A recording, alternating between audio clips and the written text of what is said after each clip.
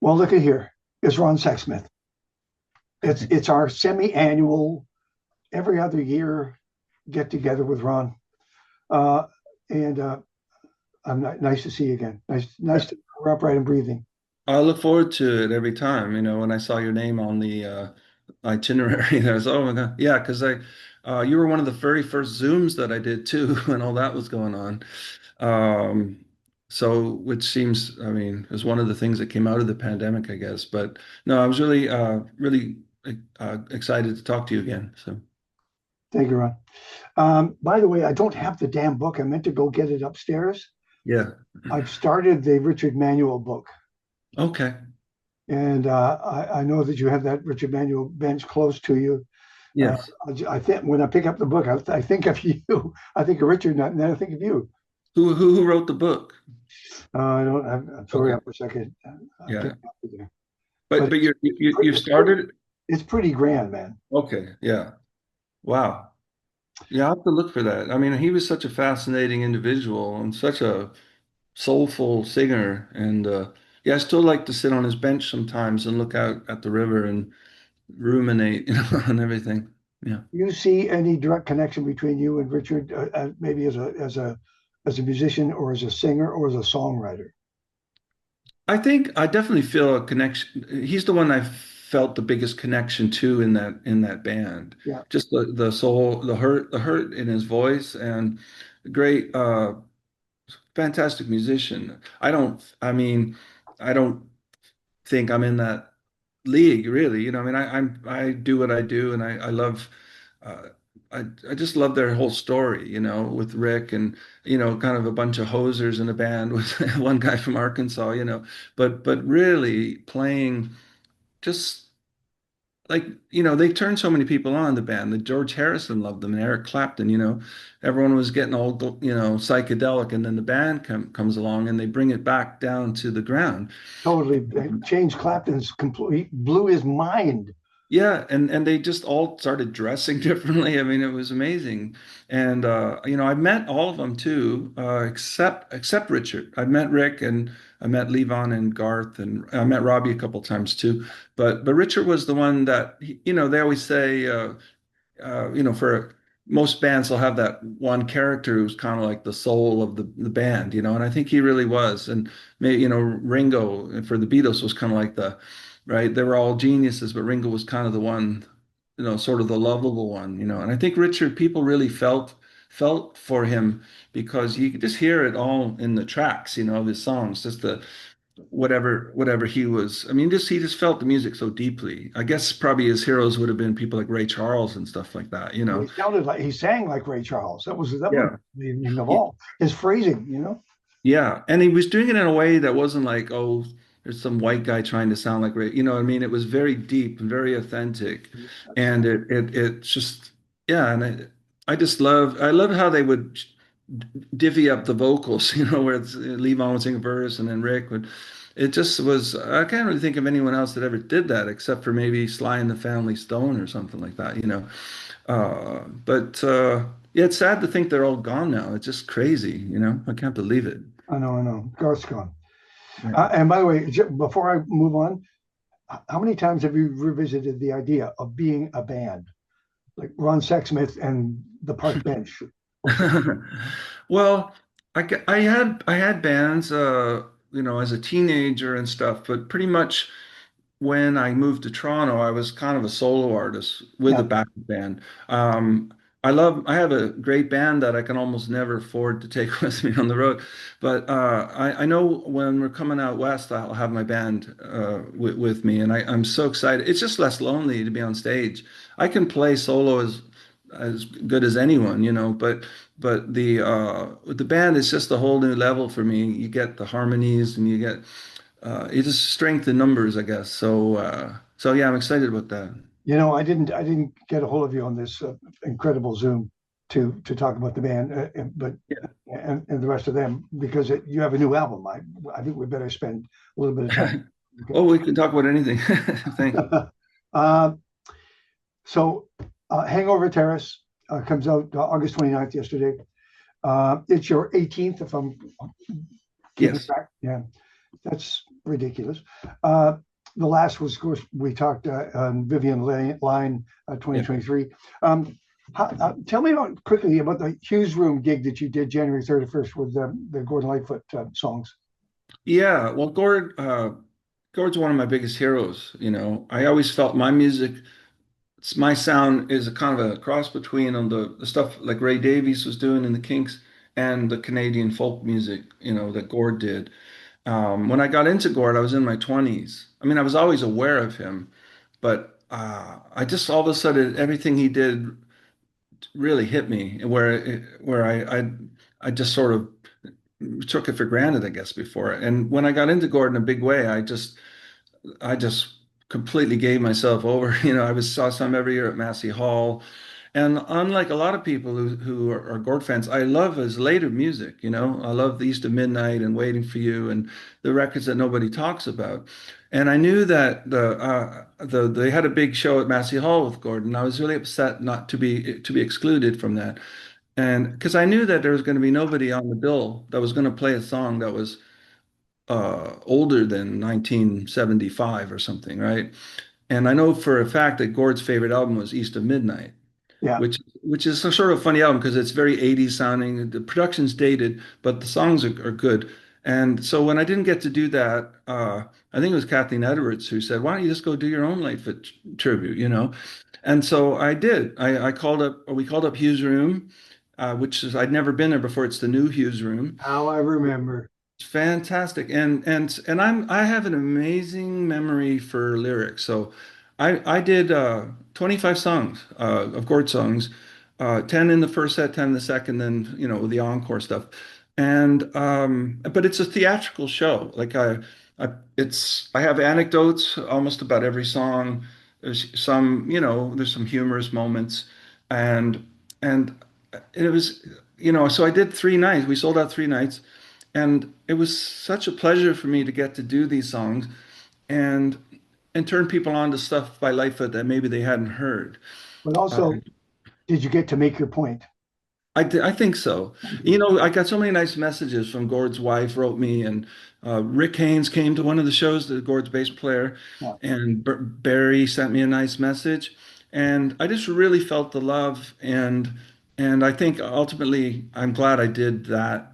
I don't feel bad anymore that I didn't get to do it, but and I'm going to be doing it here in my where I live next summer, so I'm excited about that too because it is a personal show.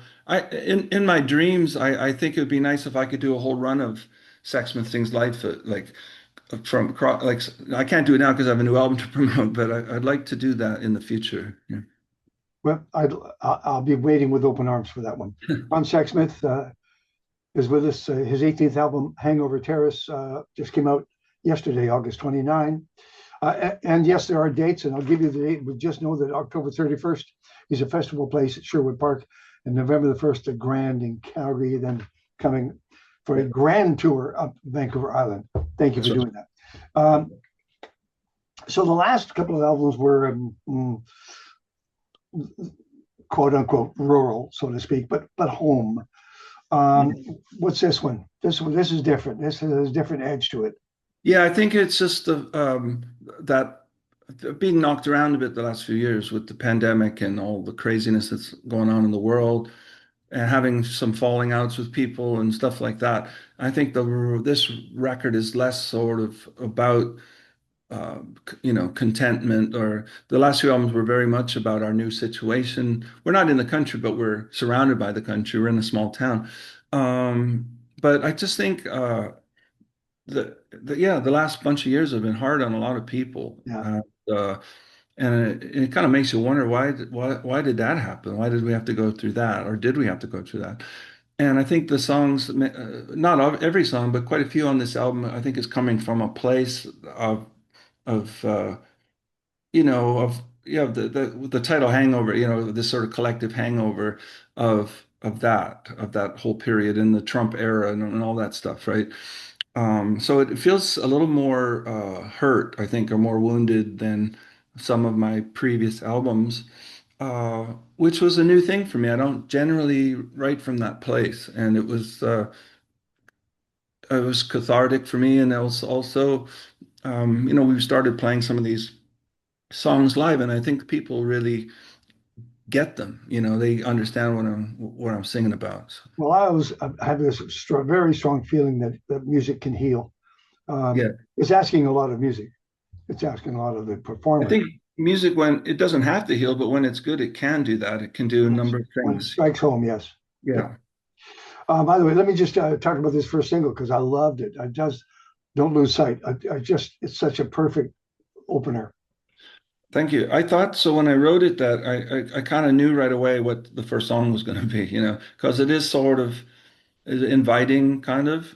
But that was before I knew how we were going to record it because I Ah, think the way it begins with it sort of vamps on the G chord for a while. That was Martin Terefe's idea, the producer, and I just thought that's brilliant. I never had an album that started like that, that kind of has this groove going, and even before I start singing, uh, so yeah, that's one that I really I'm going to look forward to doing that one live for sure. there'll be an extended Deadhead jam in the middle of it. Yeah. Hangover Terrace, the name of the album. By the way, I made a note up the top. Sexsmith at 60, a UK tour, November of 2024. You did that. We don't have time to actually talk about the whole thing. It would have been fantastic, maybe at Yeah. the end of this gig, but it left you in London, and that's where you recorded the album. Yeah, I think, we had the gig came first. We had on the calendar London Palladium, Yeah. and that was the only thing we had on the books. And then when I ran into Martin Terefe, the producer, he came to my show at Massey Hall in 2024 in February, and I hadn't seen him in a long time. We just started right away, like, oh man, we got to work together again. And I think he saw that I was coming over then, and we booked the sessions. So we actually started in October and worked for a week or so, and then went away to do Dublin and Edinburgh and all that, and then got back in the studio, and it just worked out perfectly. And it had been a long time since I'd had any sort of quality time in London. Uh, And I had missed it, and it was great. Every day I'd walk from my hotel to the studio and have a coffee at the same cafe, and reconnected with a lot of old friends. Had some great. I hung out with. Well, actually, that was different. Most recently, I was there doing promo and got to go to hang out with Nick Lowe at his house and have dinner and stuff like that. But England, I mean, it's always they were the first people to notice me, even before Canada. They held me up back in '96. And so I always feel kind of indebted to that nation uh, for noticing me and believing in me when nobody else did originally, except a well, few people like you. You were nice. I remember one of my first interviews. You interviewed me was at the Railway Club. Do you yeah, remember that? yeah, Yeah, I think that might have been my first Canadian TV thing. So well done, you and I. Well done. yes, Okay, I'm going to do titles and lines from the songs. I'm going to let you riff on them, if you will. okay. By the way, he's Ron Sexsmith. He's the guy. They I didn't guess send so. someone else to talk on his behalf. It's Ron Sexsmith, friends. That's right. The name of the album is Hangover Terrace. Just came out. A cigarette and cocktails. What comes for us, we can't outrun. Is that the first? It's the first reference that I can see to living life and signing the contract, saying yes, I'll be around for a while, but I'll be gone at some point. Yeah. Yeah, I think that's just a very honest line, It's like I think the whole point was how I'm singing about a time that was much less health conscious, and it was more free range and almost and maybe better in some ways than it is now, Like I'd be at my grandparents' house and I'm at knee high to everyone and they're all drinking and smoking and talking about grown-up things. And I'm sure they would have known it's not healthy to do that, but life is hard, and it's one of the few things that give people joy. Sometimes they have a cigarette and a cocktail, and I guess, and that with that line, I guess I was saying we're all going to die anyway. We can't, we can be as healthy as we want and go jogging and all that kind of stuff, but eventually something's going to take us out, and so we have to live while we're alive. And I think that was kind of the point of that song. What music were they playing at those cocktail days? Well, That's funny, Yeah, because my grandparents, yeah, I mean, they were listening to a lot of stuff that I didn't really care for, like polka music and whatever, things like that. Or maybe they'd listen to, I Very, remember like Connie Francis or something, yes, okay.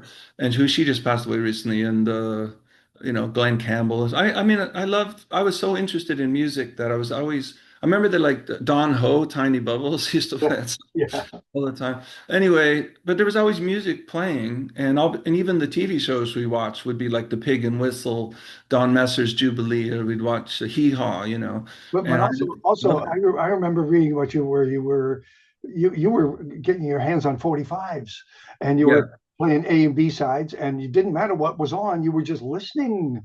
yeah. I was fascinated by the 45s and they were just all in a box. Most of them didn't even have dust covers on them. And so my mom just let me play them, and that's what I was into. And I just remember the thing, it was like finding a treasure chest, because every song was like a different vibe. You'd have like Ring of Fire, which scared the pants off me, and then you'd have like the doo-wop song, Little Anthony. Yeah, it was Okay, so amazing. take me to the moment. Take me to Yeah. the moment Okay. when you were able to play your first 45 or your first recording that you put it on the turntable, whatever, and you heard yourself singing like you had as a kid. What's that moment? Um, I guess, I mean, when my first album came out, I mean, I'd made cassettes before that when I was trying to get a record deal. And I was never actually uh, that impressed with my voice, until about my seventh album. In my mind, I was always singing better than I heard coming back through the speakers, So hearing my voice always made me shy. It always made me feel like, oh, my voice is going to drive people up the wall. And maybe it did to some people. But still, and the other thing for me is when I finally got my first album out on Interscope Records was right at that time when they stopped making vinyl. So it was like second prize. All of a sudden I had a CD, right? But it was still round, right? It's still round and it had artwork. So I could relate to it. And so it's very exciting for me now that a lot of my albums have been put out on vinyl. And that's such a great thing to be able to take a vinyl, put it on, drop the needle. I just find that that whole you know that whole thing of A side, B side, was pivotal for me as a kid. Sometimes there's certain albums you really got onto the B side for a while. That's all you would listen to. Uh, so yeah, I mean, but it was exciting that I got in the door because I just sort of got in the door. I was 30 when I got signed, which is old kind of for the music biz. And all I ever wanted to have was a body of work. And now I've got 18 albums. So 18 albums. Look at yeah. you. Look at you. Congratulations. Yeah. Thank Congratulations. you. I try to read my writing here. Damn well, please. Yeah. I've got one life. That's all I know. And Yeah. this song, if this were a Beatles album, Yeah. wouldn't this be the song that Ringo sings on the top? Yeah, you're right. You're absolutely right. Well, you know why? Because that's a song I wrote that for a musical I'm working on initially. And in the musical, this villain character was going to sing that song. But I was thinking at a certain point I decided I didn't want that character to sing. It was kind of like Oliver Reed in the movie Oliver. He was so like Sure. his face, he was so threatening, and you almost don't want to see that guy start singing a song. And so I didn't know what to do with it. I just sort of put it on the back burner. And then last year I just started messing around with it again, and I sort of had to refashion or repurpose the lyrics to be more about kind of like a grumpy old man sort of Well thing. done.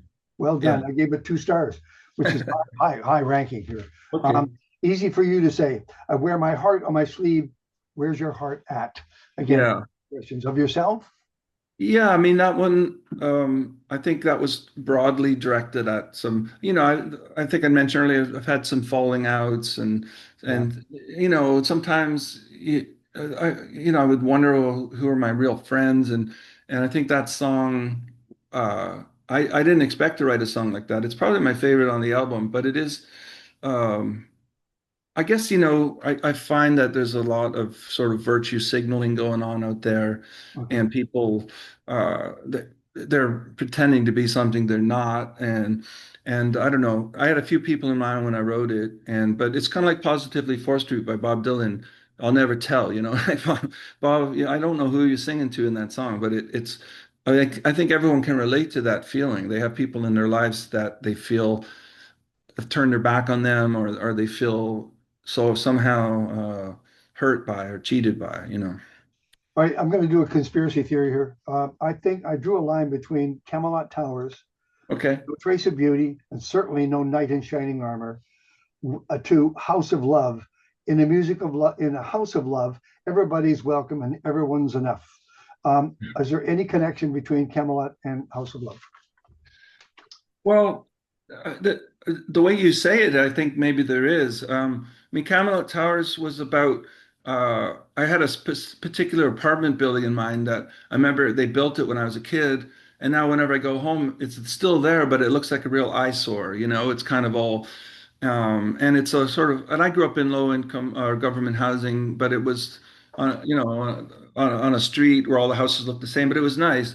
And some of these places they build like that. And again, I'm not knocking it. People have to live somewhere, you know, but sometimes they'll give them these grandiose names that, and you wonder, are they kidding? Like, you know, and the place wasn't called Camelot Towers, but it had a name, something like the something arms or whatever it was, you know.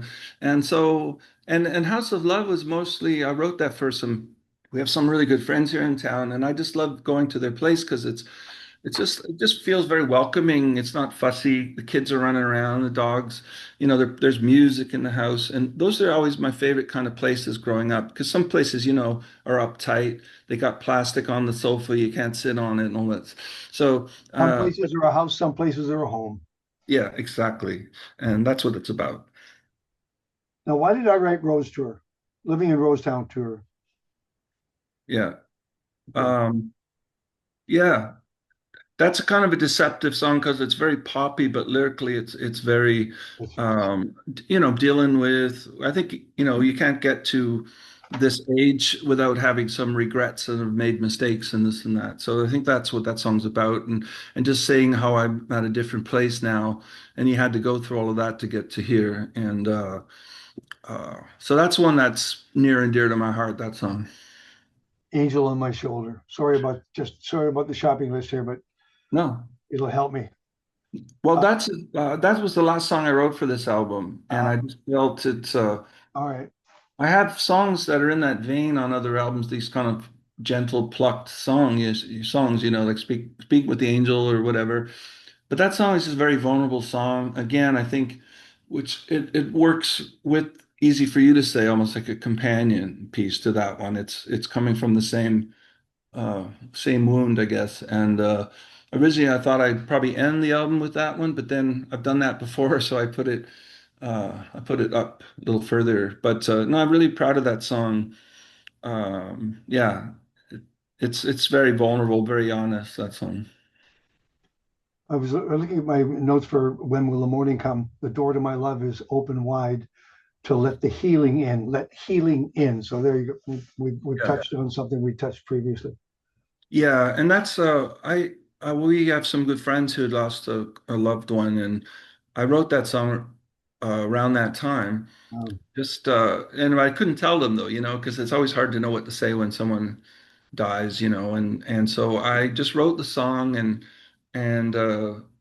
I just really you know, we've been getting such nice feedback from that song. We just put it out as the single, the third single, and a lot of people, they're just saying, yeah, I mean, the song, I've been grieving for this person or that person, and it's, you know, when you write music, you hope that, you know, you might write it about this specific thing, but that it can go beyond that and reach people in whatever they're dealing with, and so that's one of my favorites on the record too, I think. love that song. Love that song. Yeah, Bourgon Woods. yeah, It's about hosers. yeah, basically, great up, What's a band of misfits from the land of hosers? yeah. You know, good in Yeah. Bourgon Woods. Is that you guys? Yeah, it was my teenage gang, my high school buddies who we were all doing all the stupid things like smoking weed, and we would go. There was the Burgoyne Woods was behind my house where I lived, and it was just sort of this forest area, and we would go on these trips on the weekend. And then we had one guy in the group that would. He was older than us, and he could go get us some beer, or he could score some weed or whatever we were doing. And we would go for walks and listen. And it was we loved rock music, and we'd go to concerts together. And it's strange because a lot of those, that's a whole period of my life. I don't see anybody from that period now, except maybe one of them occasionally. But we were so tight back then. And so I remember when I wrote that song, I sent the lyric to one of those guys, my friend Tim, and he got it right away. He knew. I'm probably making it seem. I'm sort of making it seem nicer than it was, but That's what we do. We that's do. what we did. Uh, Yeah. So, how is it possible you didn't end up a thug? Why is it possible you? oh, because I'm a weakling. I don't know how. Uh, I got beat up a couple times, but I don't. But I was never. Yeah, I was never. I had some friends who were getting into some mischief when I was a kid, and thankfully I didn't tag along when they were doing some of the stupid things they were doing. I think I was my mom did a pretty good job of raising me, I think, and we're all well, she let you get your hands on some music, my friend. yeah, She and might very likely could have saved your life right there. I think so. Yeah. One more track. It Okay. must be something wrong with her. She says I'm lovely, but the mirror says Otherwise, otherwise. yeah. Oh, it's my own insecurities, getting older, losing my hair and my weight going up and down. And I think when you have someone who loves you, it's kind of amazing. You think, well, we've been together so long and she doesn't seem to mind having me around. And, you know, What has to happen to you yeah. when the insecurities eventually fall away and you realize you are the person that you are, and we love Mhm. you for that person?